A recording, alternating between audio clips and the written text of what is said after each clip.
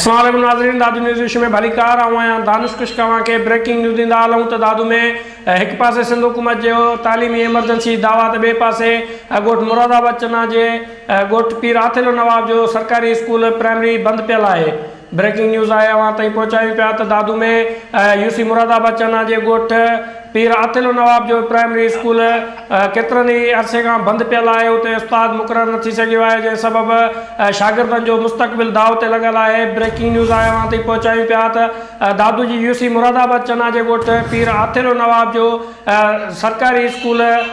हुकूमत जे हुकुमनि बावजूद न खुली सघियो आहे, न ही उते उहो उस्ताद मुक़रर थी सघियो आहे। इन हवाले सां असां लाइन ते मौजूद आहे असांजो रिपोर्टर न्याज़ चांडियो, उन खां मालूम कंदासीं त उन वटि कहिड़ा तफ़सील आहिनि। जी न्याज़, आगाह कजो, छा तफ़सील आहे नवां वटि? जी बिल्कुल दानिश, सिंध हुकूमत पारां स्कूल खोलण जो हुकुम जारी थियो कोरोना जे मोकिलण खां पोइ, जे बावजूद दादू तालुके जो स्कूल है यूसी मुरादाबाद चना जे ॻोठ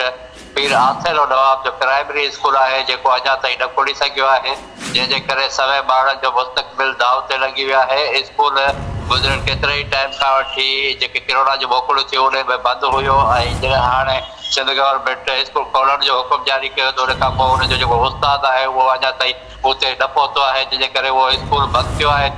ॻोठाणनि जेके स्कूल जे आहे पीर आथिलो नवाब जो ॻोठाणनि अली नवाज़ पीर दादो ऐं ॿियनि एहतजाज कंदे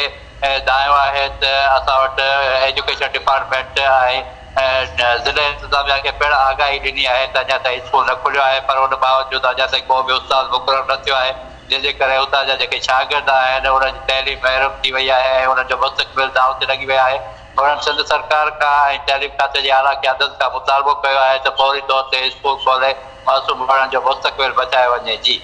बड़ी मेहरबानी न्याज़, आगाह कयो। नाज़रीन, ब्रेकिंग न्यूज़ आई त दादू जी यूसी मुरादाबाद चना जे ॻोठ